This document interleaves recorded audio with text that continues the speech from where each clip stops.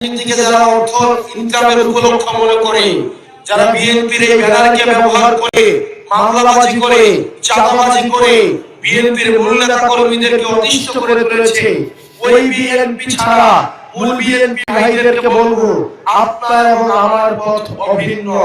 আমরা দুইজনে ইনসাফ কায়েম করতে চাই, সুতরাং চলুন একসাথে মিলে দেবেন্দ্রটাকে করি।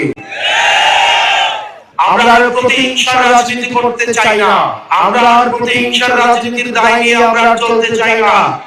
এই তরুণ প্রজন্ম হচ্ছে চাকরি চায়, এই তরুণ প্রজন্ম হচ্ছে নতুন সমাজটা চায়, রাষ্ট্র কাঠামোর সংস্কার চায়, রাষ্ট্র কাঠামোর পরিবর্তন চায়। আমরা এই তরুণদের নিয়ে একটি সুসমৃদ্ধ সুন্দর দেবেন্দ্র গড়ে তুলব, এবং সেখানে আপনার সহযোগিতা প্রয়োজন।